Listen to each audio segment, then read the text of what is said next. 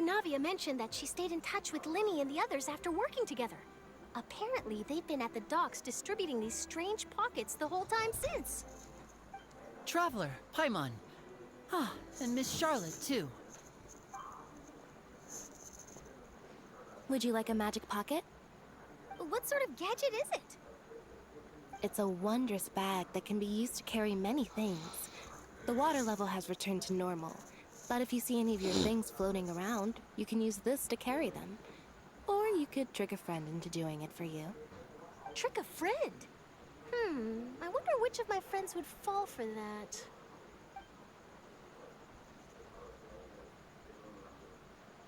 You could just make a friend like Fremine here.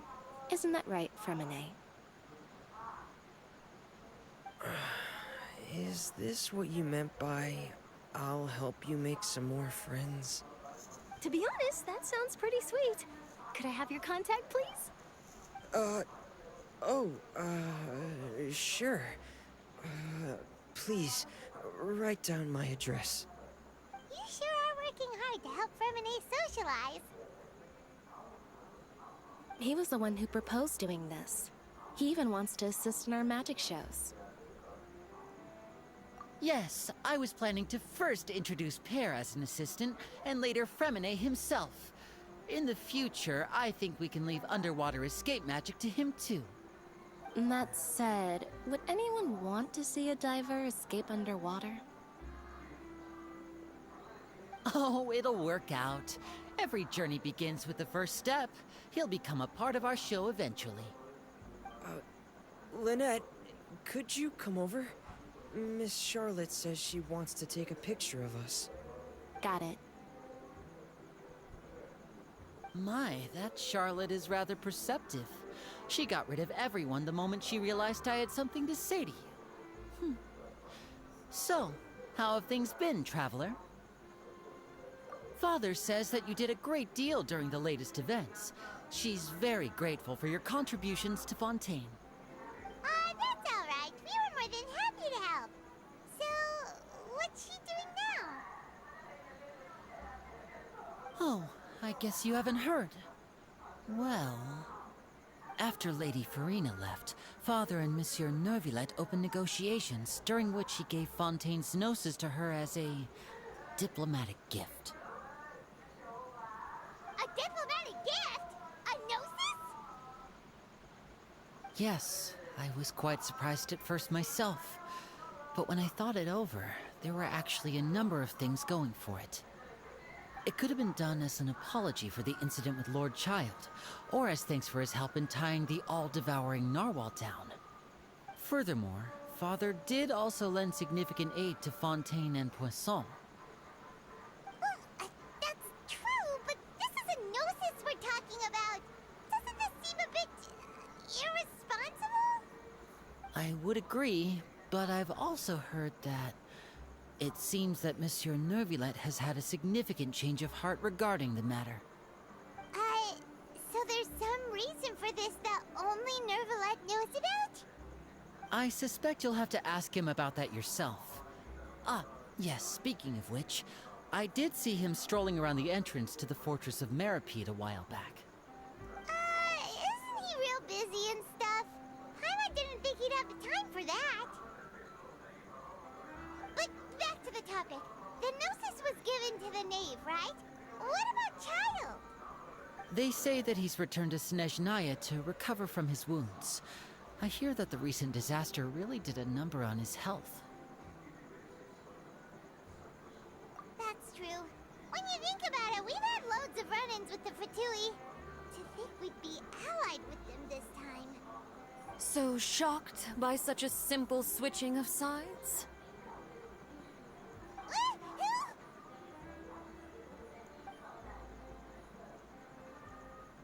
Father! Well, what do you know? Come to the docks to see how my children are doing and meet the Traveler by chance. Please do not pay my accomplishments in Fontaine too much mind. I would have done them regardless. Are you going to take the gnosis back to Snezhnaya? That is our duty as harbingers, yes. Don't be too preoccupied with sides. The goal of the Fatui concerns not a single place or person, but the entire world. With such a grand goal in mind, it is inevitable that we must wear many masks. Switching my masks is something I've always done. Well, that depends on many things. No one truly knows what the future holds. What good is honesty if you can't rely on it forever? As for you, I very much look forward to our next collaboration. Good things cannot be achieved alone, and you've proved yourselves to be great partners. A vision?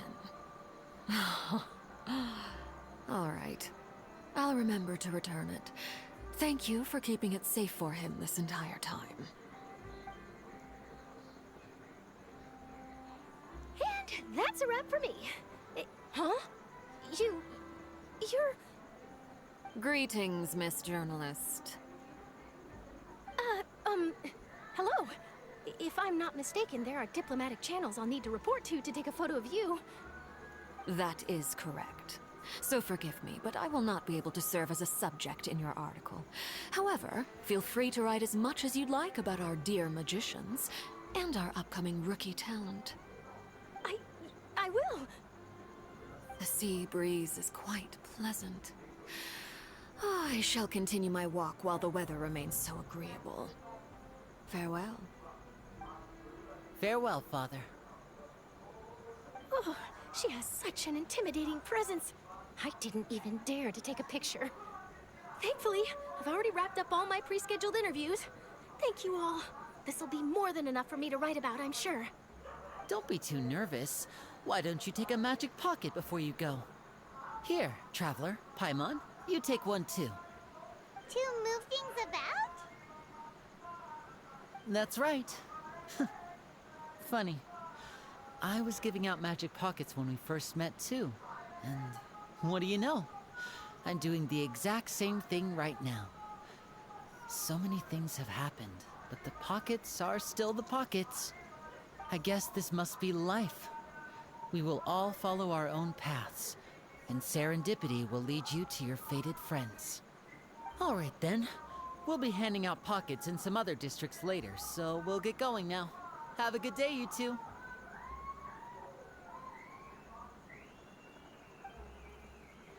Well, guess we sent Charlotte off. Shall we go see how Neverlette's doing? As long as we know...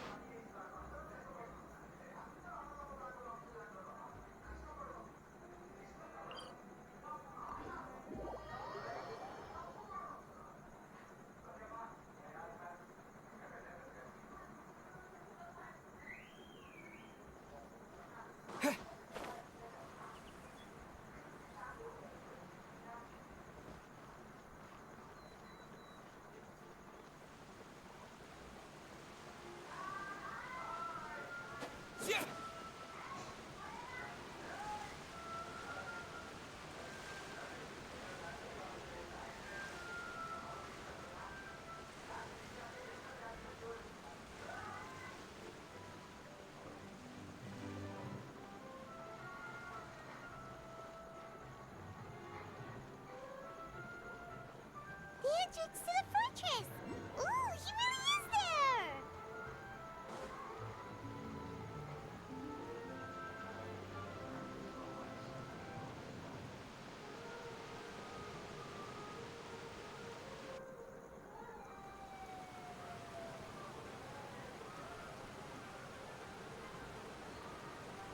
So, you really are here, Neverlette! Paimon didn't think you were going to have free time this hour of the day. Really? Oh, I suppose you must have met Mr. Linney. He took the time to greet me earlier when he passed this way. In any case, you came at a good time. I was just considering reaching out to you to set up a meeting, so I may explain some things that I haven't had the time to before. Aw, Paimon's glad that you remembered. Thank you for keeping us on your mind, what with you being busy and all. Alright, let's have it then. How was Fontaine actually saved? The whole business is still quite the mystery to us.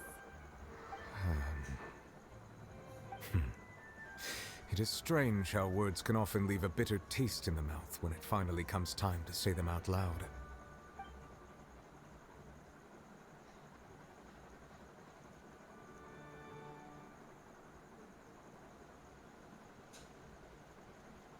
Whoa.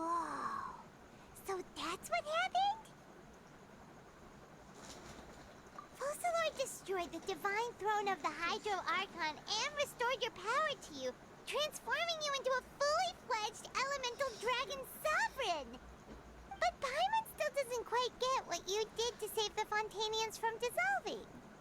For me, the authority of the ancient dragons refers to absolute control over the hydro element. Fontanians were incomplete humans born of Egeria's use of the power of the primordial sea, with constitutions similar to that of mimics. But so long as those primordial energies remain within them, I could use the ancient dragon's authority to grant them true blood, after the fashion in which life was first brought into being on this planet. In other words, when I gave my verdict, Fontanians became true humans, and thus would naturally no longer be dissolved by water from the primordial sea. Focalor must have counted on you to make that decision as well. Your verdict was the key to making the prophecy appear to have come true while saving everyone. Yeah, and in a manner of speaking, Focalor finally managed to fulfill the original Hydro Archon's wish to turn Oceanids into real people too! It seems from your expressions that you still have more things you wish to ask. Ask away. I will tell you the truth as I know it. I have investigated his case along many avenues, and I have learned that he once fell into an unknown chasm when he was young. There, by chance, he awakened the all-devouring narwhal. But whether it be by sentiment or reason, that should not have been enough to consider him the root cause of the disaster. At most, he would have had tangential liability.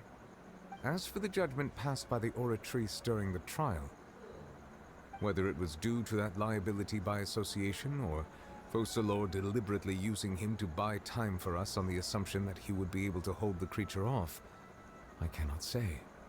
Guess Focalor had Fontanians in mind the whole time. In the end, it was thanks to her that they finally became real humans. Hang on a second. Paimon suddenly got another question. Back when Fontanians hadn't yet become real humans, were the children they had also transformed Oceanids? Life has always flowed like water. Do you recall how Fontanians would often come to the Fountain of Lucine to pray for children? Yeah, Lynette said the fountain is where all the waters in Fontaine converge. In truth, even those couples did not know that such prayers were no mere custom, and instead a form of ritual. Those Oceanids who were blessed within the spring water would later descend as new humans in the coming months. Paimon sorta gets it now. Either way, seems like this ritual won't be of any further use, but it'll probably live on as a local custom. Ask away. I will tell you the truth as I know it. Yeah, about that. Risley said Farina has already left. What's that all about? Ah, Lady Farina. The people are only aware that her death sentence has not been carried out. She abdicated the post of Hydro Archon and left affairs related to that title to me, before leaving the Opera House. I related Focalor's words to her faithfully and completely. After hearing them, she seemed neither saddened nor comforted. She simply said that she was tired and needed to rest. Having said that, she then packed her things and moved out of the Opera House, not unlike how an ordinary person might. But she's still got a place to stay, right? You need not worry. I will make arrangements to ensure that she will not want for food, clothing, board, or travel. In truth, I am somewhat happy for her. The wear and tear on her spirit will, of course, take time to heal. But now that she no longer has to play the role of Focalor the Hydro Archon, she can finally lay down her burdens and lead a normal life. What about you then? What are your plans now that you've regained your full powers as the Hydro Dragon? After Focalor passed on, the Oratrice also ceased to function. This matter will directly affect our trials. After much careful consideration, I've decided to take over its role in our courts. From now on, I shall hear cases and pass verdicts by myself. Looks like you're considering stuff from the perspective of the Udex, huh? As an elemental dragon, there are indeed many things that I must do. But this power and this duty, in a manner of speaking, you could say that both were granted to me. As such, before I attend to my other responsibilities, I must first and foremost continue to serve Fontaine as its highest judge. The duty of the Hydro Sovereign and the duty of the Udex shall coexist within my person. Additionally, the Hydro Archon's departure has brought about another problem, which is that the Opera House shall no longer produce indemnitium. That's true. That power was derived from the people's faith in the Hydro Archon, wasn't it? Wait, but the various mechs and machines in the city are all still okay. Where are they getting their energy from? As I am now, I have full command over New Musia, and it can serve as a complete substitute. Another reason why I cannot quite leave Fontaine immediately. Wow.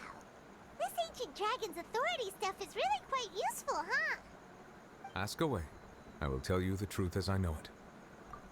Oh, that's right! They say you've given it to the knave as a diplomatic gift or something! Leaving aside their intentionality, the two Fatui Harbingers have indeed done much for us during this crisis. Their sole remaining goal in Fontaine, at least at this point, would seem to be the Gnosis. The Oratrice has ceased to function. The Hydro Archon's divine throne is now no more, and I do not need the Gnosis's power. As such, it has lost all meaning for Fontaine. If the Fatui have impure designs, then we might as well accede to their request now, and avoid unnecessary conflict. What complicated considerations? Paimon thought you were just giving it to them out of gratitude to the knave and as an apology to Child. Ask away. I will tell you the truth as I know it. You will soon be heading to Natlan, I presume? I'm afraid that I have little talent as a travel guide, so all I can do is tell you what I know about that land. As far as I'm aware, Natlan can be said to be a nation of dragons. A nation of dragons? You mean like you? No, I suspect that I would not find myself welcome there. Unlike ancient dragons such as myself, the dragons of Natlan have undergone long years of development and evolution. Large numbers of them have entered a form of coexistence with humanity. Natlan is also the nation of war. War ravages those lands like an undying flame. There is one other piece of information I got incidentally from my negotiations with the Knave that I believe may be useful to you. The Harbinger known as the Captain has thrown his hat into the endless ring of war. The captain. Sounds like a real tough customer. Seriously, everywhere you look, there's a Fatui Harbinger doing their thing. I suggest that you fully prepare yourself before going to Natlan. In the meantime, Fontaine's doors will always be open to you. Ask away. I will tell you the truth as I know it. Hang on a sec. Paimon's still got a question about the Gnosis. When we spoke to Linny earlier, he mentioned that your attitude towards giving away the Gnosis had clearly changed. We guessed that there might be some reason for it that only you were aware of. No wonder the House of the Hearth is the Fatui's intelligence division. They are certainly sharp.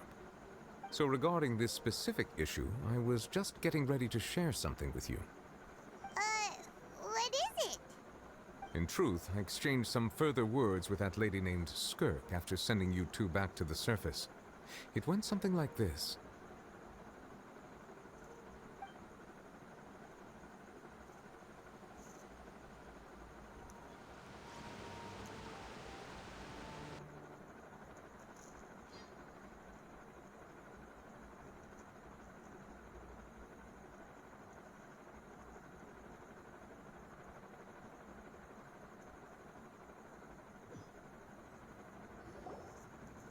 Well, we're going to head topside to see what's going on. You hurry over soon as well, all right, Nervalet?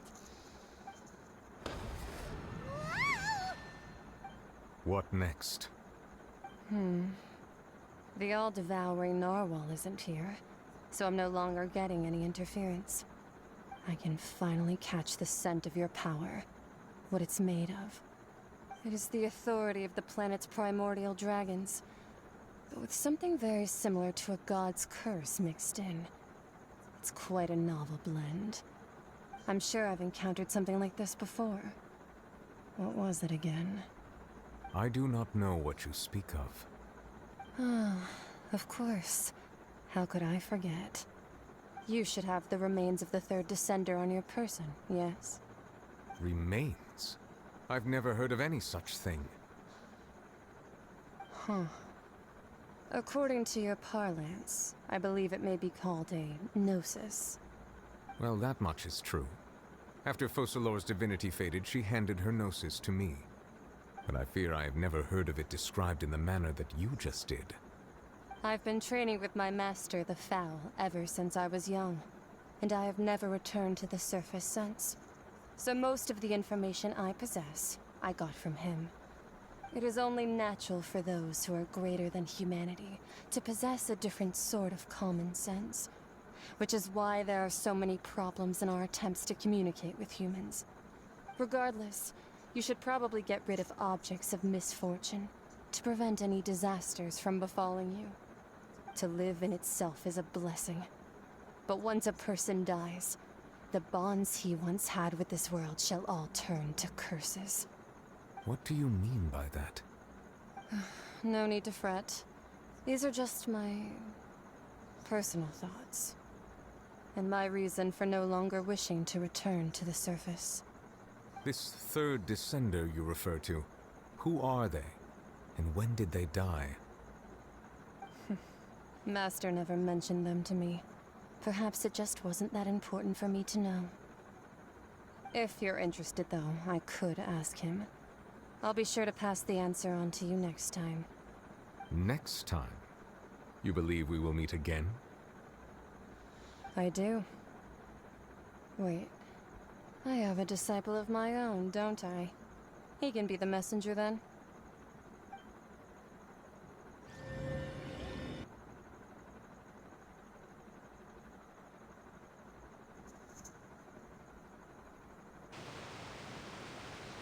That's what she told me.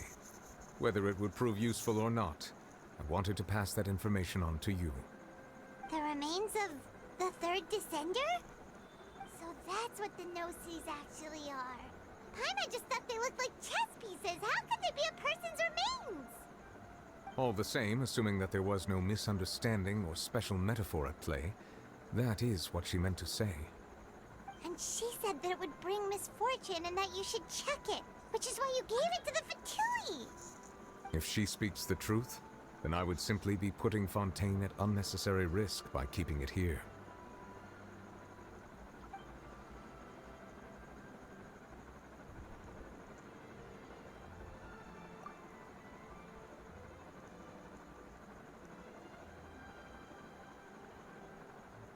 I had guessed that you might already be familiar with this concept, but I did not expect you to be one of them.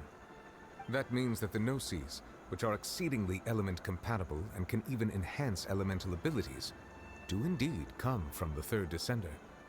I wonder, does your body also possess similar properties? Like being able to use elemental powers without a vision. That does sort of count as special compatibility, right? No, let's not think about this stuff right now. It just feels creepy. Comparing the Traveler to the dead third descender and all. That's what you say, but this topic still feels like bad luck. Once Child recovers, let's get some more answers out of him.